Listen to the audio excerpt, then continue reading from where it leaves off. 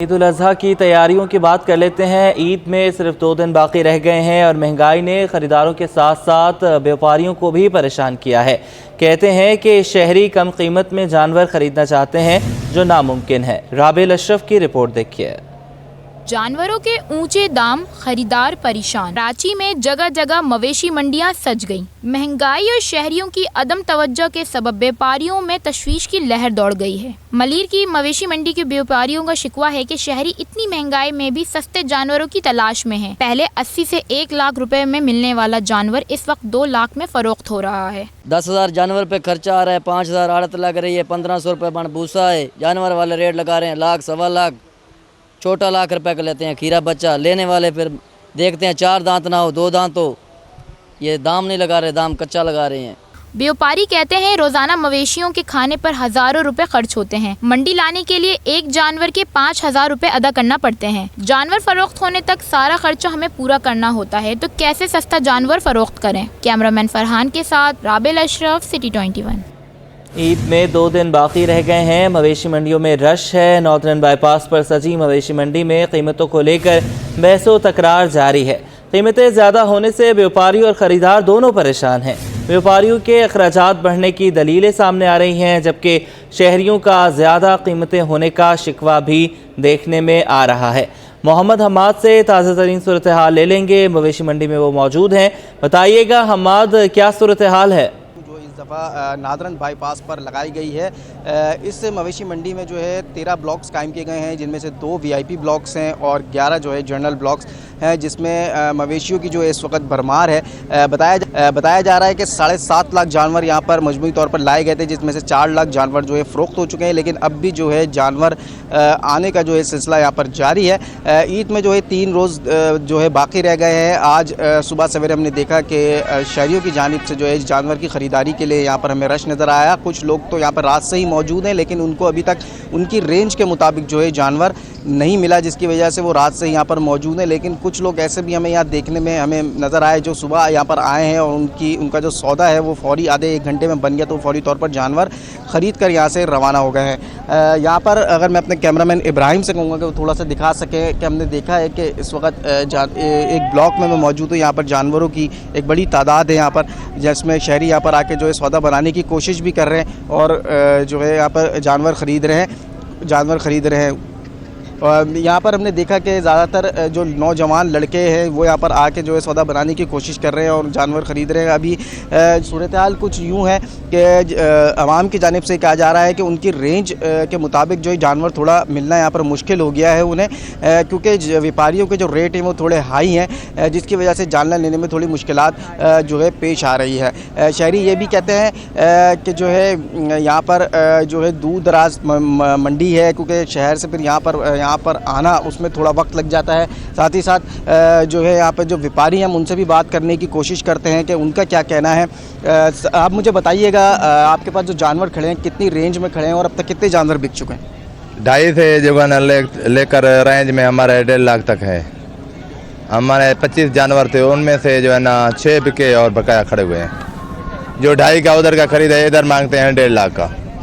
खरीदार तो इतना इधर आता भी नहीं है, क्योंकि डरने की वजह से इधर आता नहीं है। और दूसरी बात तो इधर फैसिलिटी भी पूरी नहीं है, महंगाई बढ़ती जा रही है। 1 ड्रम पानी का इधर दे रहे हैं हमें 500 का। कितना लीटर पानी होता है उसमें? जी बस ये सामने पड़ा है 160 लीटर टोटल। कितने जानवर आपके बिके हैं? टोटल कितने जानवर? 6, 25 में से 6 बिके हैं और 19 खड़े हुए हैं। आप देखें, ये हमारे साथ एक व्यापारी मौजूद है जिनके पास 25 जानवर हैं, जिसमें से सिर्फ 6 बिके हैं और 19 अभी भी इनके पास यहाँ पर बिकने के लिए खड़े हुए हैं। इनका ये कहना है। बहुत शुक्रिया हमाद, आप हमें अपडेट कर रहे थे। और ईद कुर्बान से कबल जानवरों की चोरी की वारदातें भी बढ़ने लगी हैं। अब चोर महंगी गाड़ियों में आकर कुर्बानी के जानवर चोरी करने लगे हैं। फेडरल बी एरिया के इलाके में कार सवार चंद सेकंडों में कुर्बानी का जानवर ले उड़े। गुज़श्ता रोज़ गाय चोरी की सीसीटीवी सिटी 21 ने हासिल कर ली। बात करेंगे शाहजेब हुसैन से। शाहजेब, पहले तो बाइक्स पे आ रहे थे, अब सिविक में आ रहे हैं चोर। बिल्कुल, देखिए कराची के जो चोर हैं वो भी महंगी तरीन गाड़ियां इस्तेमाल करना शुरू कर चुके हैं। फेडरल बी एरिया का इलाका है, ब्लॉक 20 और जो कि अंचोली के करीब वाक़ है। यहाँ पर गुज़श्ता रोज सवेरे गाय चोरी की, जो कि ईद कुर्बान के लाया गया था, उस जानवर चोरी की जो है वारदात हुई है, जिसमें सीसीटीवी जो सामने आई है उसमें देखा जा सकता है कि जिस तरीके से महंगी तरीन गाड़ी आती है और उसके बाद एक शख्स जो है गाड़ी से उतरता है और बासानी वो गली में जाता है और एक भारी भरकम बैल चोरी करता है और उसके बाद जो है पैदल ही लेकर फरार हो जाता है। बताया जाता है कि शमनाबाद थाने की हदूद ये लगती है और अब तक जो है जानवर जो है वो रिकवर नहीं हो सका है। शहरी जो है बोल रहे हैं कि हम ईद कुर्बान से कबल ही अपनी कुर्बानी कर चुके हैं। जी बहुत शुक्रिया शाहजेब, आप हमें अपडेट कर रहे थे। ईद उल अजहा की आमद है और शहर में मुड्डियों की स्टॉल्स सजना शुरू हो चुके हैं। एक नॉर्मल मुड्डी की कीमत 6 से 700 रुपए तक रखी गई है। मजीद बात करने के लिए जवाद आसिफ हमारे साथ मौजूद हैं, उनसे जानेंगे। बताइएगा जवाद। जी बिल्कुल, ईद उल अजहा की आमद है और उससे कबल जो है जो लकड़ी की मुड्डियाँ होती हैं जिस पर गोश्त बनाया जाता है उसकी मांग में इजाफा हो जाता है।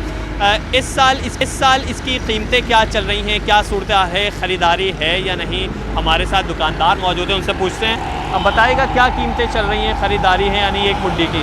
ये 80 रुपये किलो है भाई, महंगाई हो गई है। महंगाई की वजह से जो है ना रेट बढ़ चुके हैं। पहले ये 70 रुपये किलो 60 रुपये किलो थी, अभी 80 रुपये किलो है।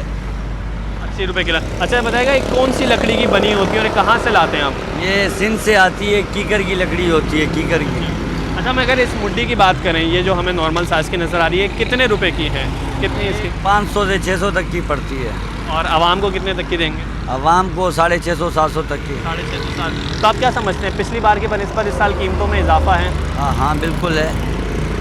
तो देखा आपने, इनका यही कहना था कि पिछले साल की बनिस्बत कीमतों में इजाफा है और जो आम तौर पर इनको भी ये पीछे सिंध से लाते हैं, वहाँ से चूँकि उनको भी जो महंगी पड़ती है तो अपना मुनाफा निकाल कर जो है यहाँ पर आवाम को जो है वो फ़रोग करते हैं। इसके अलावा उनका ये कहना था कि पिछले साल जो है वो 60 रुपये किलो जो थी, अब लकड़ी, अब वो जो मुड्डी की लकड़ी है वो 80 रुपये किलो हो चुकी है। तो जहाँ दीगर अशिया की कीमतों में इजाफा हुआ है, वहीं लकड़ी की जो मुड्डियाँ हैं उसमें भी इजाफा हुआ है। और ईद उल अज़हा से कबल हम देखते हैं कि इसकी ख़रीदारी में जो है वो रोज़ बरोज़ इजाफा होता जाता है। जी, ईद कुर्बा में 2 दिन बाकी हैं और सब्ज़ मसाला जात समेत सब्जियों की कीमतों में भी होशरुबा इजाफा हो गया है। अदरक 600 रुपये, लहसुन और लीमू 400 रुपये फ़ी किलो तक फ़रोख्त किए जा रहे हैं। मज़ीद बात करेंगे जवाद आसिफ से। जवाद, बताइएगा। बिल्कुल, हफ्ते के आगाज़ पर शहर कायद में सब्जियों की कीमतों की सूरत हाल पर बात करें तो आज बेशतर सब्जियों की कीमतों में इस्तेहकाम नज़र आता है। प्याज और जो आलू हैं वो 80 रुपये फ़ी किलो पर ही मुस्तहकम है, जबकि जो टमाटर है वो 100 रुपये फ़ी किलो पर ही बराजमान है, जबकि जो हरी मिर्चें हैं वो भी 150 रुपये फ़ी किलो पर मुस्तहकम है और भिंडी 150 से 200 रुपये फ़ी किलो पर ही फ़रोख्त की जा रही है, जबकि जो गवार खवली है वो 240 और जो शिमला मिर्च है वो भी 200 रुपये फ़ी किलो पर मुस्तहकम नज़र आती है, जबकि जो खीरा है वो 100 से 120 रुपये फ़ी किलो पर फ़रोख्त किया जा रहा है, जबकि जो हरा धनिया और पुदीने की गड्डी है वो 30 रुपये फ़ी गड्डी ही बरकरार है। इसके अलावा दीगर सब्ज़ियों की बात करें, अगर हम करेले की बात करें तो वो 150 से 200 रुपये फ़ी किलो के दरमियान ही फ़रोख्त किया जा रहा है, जबकि जो अदरक है वो 600 से 700, जबकि जो लीमू और लहसुन है वो 300 से 400 रुपये फ़ी किलो तक फ़रोख्त किया जा रहा है। दुकानदार ये कहते हैं कि ईद की आमद चूँकि हो रही है तो सब्ज़ी की कीमत इजाफा मुतवक्का है। जी, और नाजरीन, सुन्नत इब्राहिमी अदा की जाए या फिर नए कपड़े ख़रीदे जाएँ, महंगाई के सुनामी ने शहरियों की चीखें निकाल दी हैं। कराची के बाज़ारों में ईद से कबल सन्नाटा छा गया। मज़ीद बताएंगे काविश मेमन। इस बार ईद उल अज़हा में ख़रीदारी का, शॉपिंग का रुझान थोड़ा कम ही रहता है, लेकिन हम ये देखते हैं कि फिर भी जो शौकीन अफराद है वो कपड़ों वगैरह की ख़रीदारी करते हैं। लेकिन इस बार महंगाई की वजह से शदीद इफ़ेक्ट देखने में आया है और यही वजह है कि मार्केटों में बहुत ज़्यादा गहमा गहमी दिखाई नहीं दे रही। मेरे साथ एक दुकानदार मौजूद है, उनसे ही बात करते हैं। बताइएगा इस वक्त क्या पोजीशन है कारोबार की और महंगाई से कितना इफ़ेक्ट पड़ रहा है? महंगाई से तो काफ़ी कस्टमर्स वगैरह कम आ रहे हैं, वरना वीकडेज़ वगैरह में आप देखेंगे तो मतलब सन्नाटे, हम लोग एक दूसरे की शक्लें ही देख रहे होते हैं। महंगाई इतनी हो गई है ना, तो अब लोग, जाहिर सी बात है, अब लोग या तो फिर जानवर की तरफ आएँ या फिर शॉपिंग वगैरह करें या बंदा खा पी ले, तो इस वजह से थोड़ा सा पोजीशन डाउन हुई है मार्केटों की। तो बस यही है कि लास्ट जो होता है वीकेंड वगैरह होते हैं, इसमें थोड़ा सा काम वगैरह हो जाता है हमारा। अच्छा, महंगाई इतनी ज़्यादा है कि मंडियाँ भी सुनसान हैं। जी बिल्कुल। तो फिर लोग यही कहते हैं भाई मंडियाँ जब सुनसान है तो फिर ये तो फिर सेकंड प्रायोरिटी आ जाती है। तो उस कपड़े क्या बहुत ज़्यादा महंगे हैं इस वक्त? टैक्सेस वगैरह के क्या मामला हैं? टैक्सेस वगैरह तो तकरीबन ऑलमोस्ट डबल ही हो गए हम लोग जो पे कर गए, जो ज़्यादातर क्योंकि चलती चीज़ें बाहर इंपोर्टेड वाला स्टफ़ है, तो वो उसके टैक्स वगैरह पेड करना पड़ता है। फिर डॉलर के रेट इतने ऊपर हो गए हैं तो उसके हिसाब से ज़्यादा एक्सपेंसिव पड़ता है, और लोकल चीज़ें कस्टमर लाइक नहीं करता। जो बाहर का स्टफ़ होता है वही चीज़ें बंदा लाइक करता है। तो अब उसके रेट्स इतने होते हैं, कस्टमर पहले 2 की जगह 1 लेता था, अब 1 लेने भी बड़ी मुश्किल से सोच समझ के आता है। दुकानदारों की आपने गुफ्तगू सुनी, उनका कहना है कि जो कस्टमर हैं वो इम्पोर्टेड अशिया को ज़्यादा लाइक करते हैं, पसंद करते हैं। यही वजह लोकल की इतनी ज़्यादा डिमांड नहीं है, और इम्पोर्टेड अशिया पे इतने ज़्यादा टैक्सेस की भरमार हो चुकी है। नए माली साल का जो बजट था उसमें भी हमने देखा कि जो ब्रांडेड कपड़े थे उस पर ड्यूटीज़ में इजाफा कर दिया गया। तो यही वजह है कि मार्केटों में बहुत ज़्यादा गहमा गहमी दिखाई नहीं दे रही। अलबत्ता कुछ खरीदार ज़रूर मौजूद है जो अपनी इस्तात के मुताबिक खरीदारी करते हुए दिखाई दे रहे हैं। और नाजरीन, ईद की आमद से कबल चटाइयों और टोकरियों की कीमतों में भी होशरुबा इजाफा हो गया है। जो टोकरी और चटाई पिछले साल 600 रुपये की मिल रही थी, अब वो 1200 रुपये में दस्तयाब है। मज़ीद बताएंगी राबिल अशरफ। हाँ जी बिल्कुल, ईद उल अज़हा में चंद रोज़ बाकी हैं और ऐसे में जो है जानवर तो ख़रीद लिए और अब उस बारी आती है उनको ज़िबा करने के बाद जो चीज़ें इस्तेमाल की जाती हैं, उनको गोश्त के काटने के बाद जो चीज़ें इस्तेमाल की जाती हैं वो यहाँ पर आप देख सकते हैं कि मेरे कैमरामैन हैदर आपको दिखाएं तो यहाँ पर चटाइयाँ वगैरह मौजूद हैं जो कि जानवर को ज़िबा करने के बाद गोश्त के इस्तेमाल में जो है काम आती हैं। इस पर गोश्त रखे जो है वो काटा जाता है। इसी तरह यहाँ पर ना सिर्फ चटाइयाँ मौजूद है, अपने रिश्तेदारों में, अजीज़ व क़ारिब में गोश्त बांटने के लिए टोकरी का भी इस्तेमाल किया जाता है। तो टोकरी वगैरह भी जो है यहाँ पर मौजूद है। हमारे साथ एक दुकानदार मौजूद है, इनसे जानते हैं। भाई बताइएगा ये चटाइयों की जो कीमतें हैं वो क्या चल रही है और टोकरियों की जो कीमतें वो क्या हैं? मैडम जी, जैसे कि आपने भी बोला, चटाइयों की ईद उल अज़हा के अंदर ये इस्तेमाल की जाती है। मैक्सिमम इसका 3 दिन का काम होता है, उसकी बदौलत हम इसके ऊपर काम करते हैं कि इसके रेट जो हैं अभी ज़्यादातर हाई चल रहे हैं। लेकिन हमारे स्टॉल पे आपको इंशाल्लाह कुरंगी नंबर 5.5 नंबर पे आपको ये चटाइयाँ 1200 रुपये हम बोलते हैं, 1000 रुपये में दे देते हैं। लेकिन अगर और गुंजाइश हो, अगर कस्टमर आता है, जैसे कि भाई जिसके पास इतनी साहिब हैसियत नहीं है, वो आके मांगता है तो हम दे देते हैं उसको। अच्छा भाई ये बताइएगा, पहले जो हम देखते थे, पहले जो महंगाई से पहले पिछले साल हमने देखी कि 600 तक भी मिल जाती थी। अब जाहिर है कि महंगाई है तो इसके बाद आपने 1200 कर दिया। तो टोकरियों के क्या रेट चल रहे हैं? टोकरियों के रेट मैडम पिछले साल जो थे 500 रुपये थे, जब 600 रुपये थे, जब हम 500 रुपये की बेच रहे थे उसको। अब वो हमारे को जो पड़ रही है तकरीबन उसमें 200 रुपये कमा रहे हैं। अब छोटी वाली जो है ये छोटी वाली जो है ये 150 रुपये की दे रहे हैं हम, जो इससे बड़ी वाली 550 रुपये की बोल के 500 रुपये फाइनल दे देते हैं, उससे भी कम कर लेते हैं। जी बिल्कुल, जैसे कि आपने सुना हमारे साथ दुकानदार मौजूद हैं। उनका यही कहना है कि इनके पास जो है तमाम चटाई और टोकरी का सामान मौजूद है। उनका यही कहना है कि जो टोकरी 250-500 तक की में मिल जाती है और अब जो है इसी तरह जो चटाई की पिछले साल कीमत थी वो 600 रुपये थी, जो 500 रुपये में भी दे दिया करते थे। लेकिन अब जो है चटाई की कीमतों में इजाफा हो गया क्योंकि महंगाई ज़्यादा हो गई है। तो अब जो चटाइयों की कीमतें हैं वो 1200 रुपये, जबकि उनका ये कहना है कि अगर कोई तो हम उसको 1000 रुपये में भी फ़रोख्त कर देते हैं। जी कुछ इंतजामात की बात कर लेते हैं। चेयरमैन मली टाउन ने ईद उल अज़हा के हवाले से ऑपरेशन तरतीब दे दिया है। जान मोहम्मद बलोच कहते हैं कि मली टाउन की हर यूसी में Sindh solid waste management board के नुमाइंदों के साथ साथ बल्दियाती नुमाइंदगान भी मैदान में उतरेंगे। मज़ीद बताएंगे जुनैद जावेद। देखिए जी, जैसे कि आप तमाम लोगों को मालूम है कि अब कराची के अंदर जो है वो 25 टाउन्स बन चुके हैं। 25 टाउन्स में इस वक्त जहाँ मैं मौजूद हूँ ये मली टाउन है, जहाँ पर चेयरमैन जान मोहम्मद बलोच जो है वो इस वक्त नौ मुंतखब चेयरमैन का हल्फ जो है उठाने के बाद अपना अहदे का चार्ज संभाल चुके हैं। सबसे बड़ा चैलेंज जो है अब ये ईद उल अज़हा का चैलेंज है, जहाँ पर कुर्बानी के जानवरों की जो आलाइशें हैं उनको भी उठाना है, सफाई सुथराई के निज़ाम को भी बेहतर करना है। इस वक्त क्योंकि अब बल्दियाती निज़ाम आ चुका है और चेयरमैन सिलेक्ट हो चुके हैं, हम इनसे बात करेंगे कि सर ये तो आते ही बहुत बड़ा चैलेंज है, तो कैसे निपटेंगे? बिस्मिल्लाहिर्रहमानिर्रहीम। देखिए, ईद उल अज़हा हर है अल्हम्दुलिल्लाह। हम पिछले 10 आवर में as a district municipal corporation के चेयरमैन भी थे और अल्लाह ताला की फजल करम से हमें तजर्बा भी है और टीम जो है ना ऑलरेडी मौजूद है हमारे पास। सॉलिड वेस्ट मैनेजमेंट बोर्ड वो है और इंशाल्लाह कल मैंने इनकी एक मीटिंग की थी और उनकी सारी तैयारी वगैरह जो है ना उन्होंने हमें दी है और सारे स्टाफ और मशीनरीज़ वगैरह सब चीज़ तैयार है और इंशाल्लाह ताला बेहतर अंदाज में इसको मॉनिटरिंग करेंगे क्योंकि ये हमारे लिए बहुत बड़ा चैलेंज है। जी बिल्कुल, 10 से 12 सुजुकियाँ जो है हर यूसी के अंदर होंगी। इसके अलावा Sindh solid waste management board की जो अपनी जो मशीनरी है वो भी हरकत में होगी।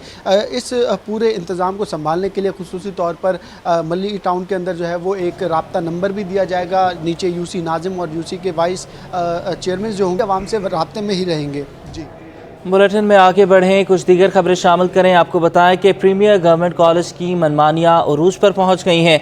इंटर साल अव्वल के एडमिट कार्ड कीमत में बच्चों से 1500 रुपये तक वसूल किए जा रहे हैं। इसके अलावा शॉर्ट ऑफ अटेंडेंस का फॉर्म भी 1500 रुपये तक दिया जा रहा है। बात करेंगे सैयद जुबैर राशिद से, बताइएगा।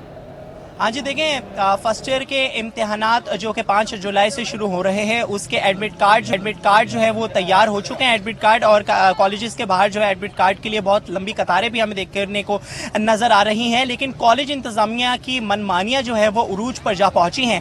प्रीमियर कॉलेज है जो कि डिस्ट्रिक्ट सेंट्रल पर कायम है।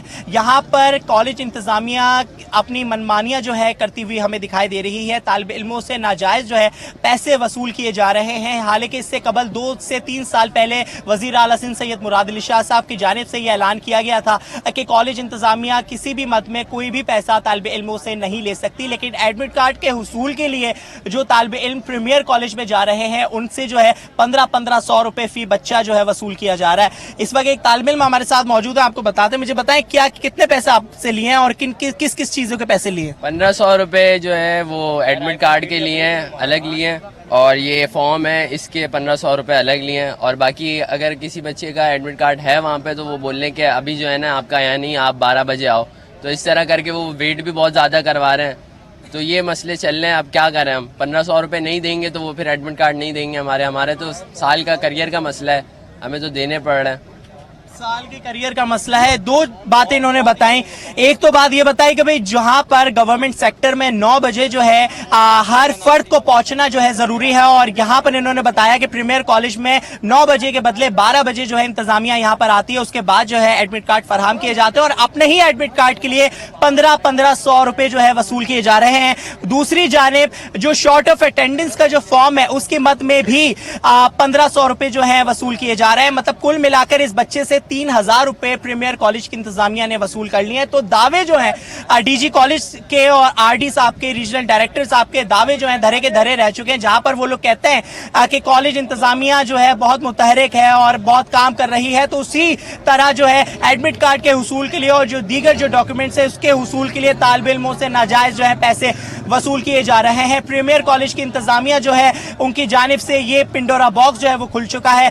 मंजर आम पर तमाम तो चीजें जो है आ चुकी हैं कि प्रीमियर कॉलेज की जो इंतजामिया है तालिब इल्मों से नाजायज जो है 1500 रुपए वसूल कर रहे हैं। शॉर्ट ऑफ अटेंडेंस की मद में भी पैसे वसूल किए जा रहे हैं और एडमिट कार्ड के मद में भी पैसे वसूल किए जा रहे हैं। तो डीजी साहब, आपको ये सुनने की जरूरत है कि ये आज जहां पर आप दावे करते हैं कि आपके अपने तालिब इल्मों का आप एक अज़म रखते हैं कि आपने एक रिलीफ फराहम करना है, तो आपके अपनी कॉलेज इंतजामिया पैसे वसूल कर रही है। जी, और अभी आपको बताएं कि नॉर्थ नाज़िमाबाद एंड ब्लॉक में सीवरेज के गटर उबल पड़े हैं और कुर्बानी करने के लिए शहरियों को परेशानी का सामना भी करना पड़ रहा है। उनका कहना है कि गटर उबल रहे हैं, गंदगी बहुत ज़्यादा है, सुन्नत इब्राहिमी की अदायगी कैसे की जाएगी।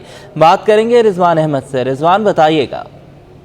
जी बिल्कुल, ईद कुर्बान की आमद है। Karachi water and sewerage board की जानिब से कहा गया था कि कंटीजेंसी प्लान जो है वो मुरतब किया जा रहा है। चूँकि प्री मानसून का भी आगाज़ हुआ चाहता है और इम्कान यही जाहिर किया जा रहा है कि ईद कुर्बान पर माजी की तरह, गुज़िश्ता बरस की तरह एक मरतबा फिर बरसात भी हो सकती है, जिसमें शहरियों को मुश्किलात का सामना करना पड़ सकता है। इसके लिए Karachi water and sewerage board की जानिब से क्या इक़दाम किए गए हैं, ये कैमरामैन हसन इकबाल आपको दिखाएंगे। नॉर्थ नाज़िमाबाद ब्लॉक एन से मैं आपको रिपोर्ट कर रहा हूँ। इसकी ये गली नंबर 9 है और मुख्तलिफ इसकी गलियाँ हैं जहाँ सेवरेज का निज़ाम दरम बरम है। बताया जाता है कि वो कुंडी मैन जो कि माजी में प्रॉपर अंदाज में हर हफ्ते या महीने में 2 मरतबा आकर जो सेवरेज की लाइनें हैं उनको साफ़ किया करते थे, गटर साफ़ किया करते थे, ताकि जो सेवरेज के पानी का फ़्लो है वो बरकरार रहे। लेकिन तवील अरसे से ये सिलसिला ख़त्म हो चुका है। कुंडी मैन यहाँ ढूंढने से भी नहीं मिलते और मकीन ख़ास तौर पर ईद कुर्बान के हवाले से सुन्नत इब्राहिमी की अदायगी के हवाले से परेशान है। हमारे साथ मौजूद हैं,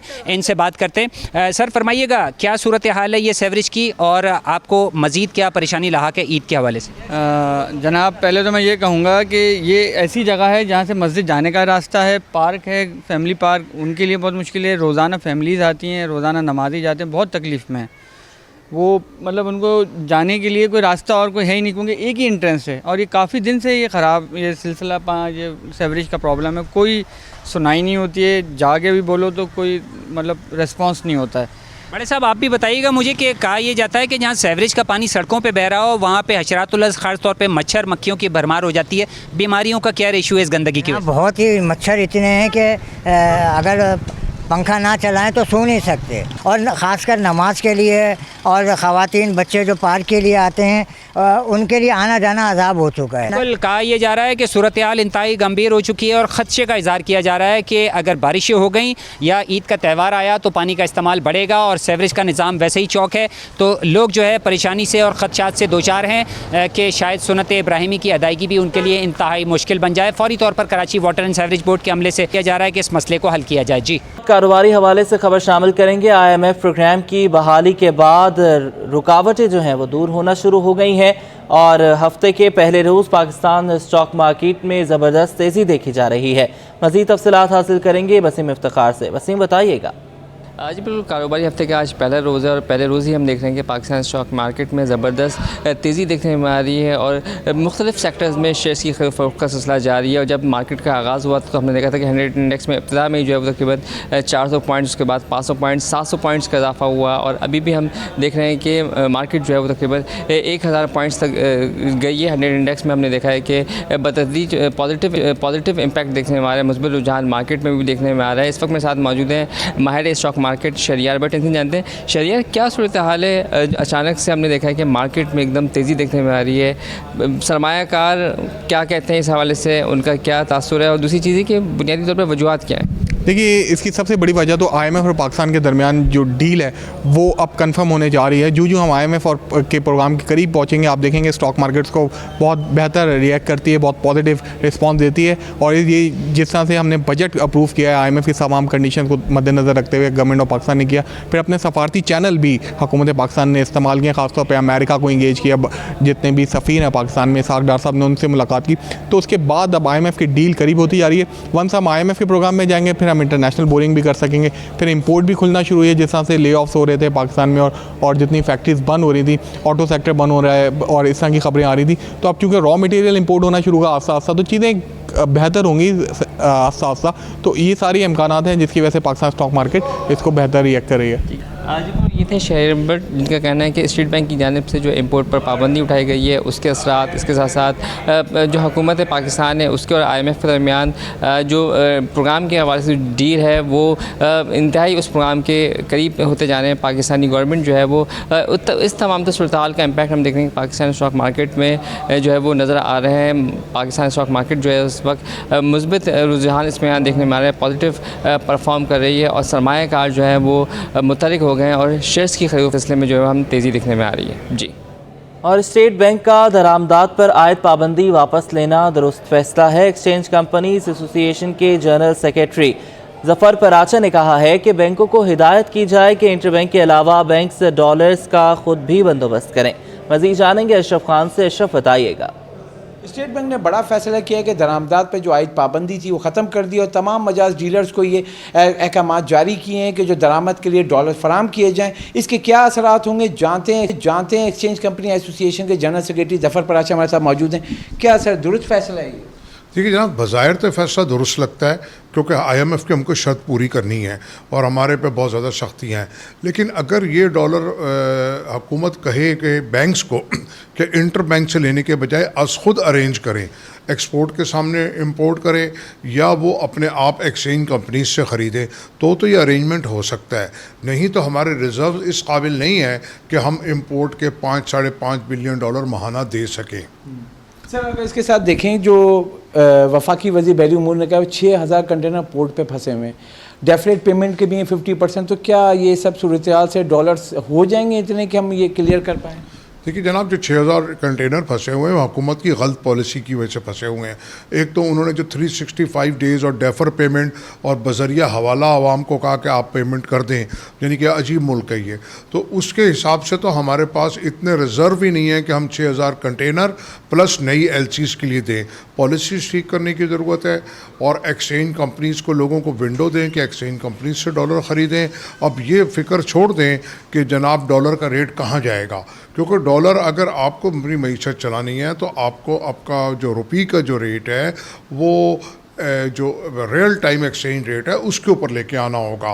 साथ साथ अपनी पॉलिसीज़ ठीक करनी होगी। हुकूमत की पॉलिसीज़ कन्फ्लिक्ट करती हैं आपस में और गैर कानूनी कामों को फ़रोग़ देती हैं, ख़ास तौर पर स्मगलिंग को, हुंडी हवाले को, मनी लॉन्ड्रिंग को। और देखिए अब आपको IMF भी कह रहा है कि आप अपने मुल्क में करप्शन कम करें, अपने ख़र्चे कम करें। अब IMF के नाम के ऊपर आवाम पे मज़ीद बोझ डालना बंद कर दें। जी, जैसे कि आपने सुना यहाँ पे जो स्टेट बैंक ने बड़ा फैसला किया है कि दरामदी जो खाम वाले वो क्लियर करने के लिए डॉलर फराहमी की यकीन दहानी करा दी है। लेकिन देखा जाए हकीकत में जो पोर्ट पे 6000 कंटेनर्स हैं जो फंसे हुए, उसके लिए डॉलर्स कहाँ से आएंगे, उसके साथ साथ जो दीगर अदायगी की गई है उस भी मजबूत प्लानिंग करना। जी, जराइम के हवाले से खबर शामिल करें। जिला बस्ती में खातून वैक्सीनेटर को हिरासत करने का मामला। वैक्सीनेटर हुदा बतूल ने इंचार्ज वैक्सीनेटर वकास अहमद के खिलाफ तहरीरी शिकायत कर दी है। बात करें इस हवाले से आजिज़ जमाली से। आजिज़, अपडेट कीजिएगा। जिला सेंट्रल की एक खातून वैक्सीनेटर हैं हुदा बतूल, इन्होंने कुछ रोज़ कबल एक शिकायत की थी महकमा सेहत को, DHO को, कि उनके जो इंचार्ज हैं वकास वो मुसलसल उनको हिरासा कर रहे हैं और तौहीन आमेर सलूक अख्तियार कर रहे हैं। उसके बाद महकमे को एक लेटर लिखा, फिर DHO को लिखा, DHO ने जो है वो THO को लिखा और फिर मुख्तलिफ अफसरान, EPI का जो प्रोजेक्ट डायरेक्टर है उस तक भी बात पहुंची है, जो DG हेल्थ हैं उन तक भी बात पहुंची है। लेकिन बजाय कोई इंक्वायरी करने के अब वो जो वकास है जो हिरासा करने वाला, उनसे एक माफ़ीनामा लिखवाया गया है, मामले को दबा दिया गया है, जिससे जो शिकायत कुंदा खातून है वो जो है मुतमईन नहीं है। उनकी फैमिली को महकमे की तरफ से बरास्त किया जा रहा है और कहा जा रहा है कि माफ़ी नामा लेके दे के मामले को ख़त्म किया जाए, मीडिया में ना दिया जाए, मामले को दबाया जाए और इदारे की बदनामी हो रही है। तो बदनामी के नाम पे एक खातून के बहुत शुक्रिया आजिज़, आपने हमें अपडेट किया। उसको दबाया जा रहा। आगे बढ़े, आपको बताएं कि सिंध हाई कोर्ट में मलिर शाह मोहम्मद गबोल गोट पर कब्जे के खिलाफ दरख्वास्त की समाअत हुई है।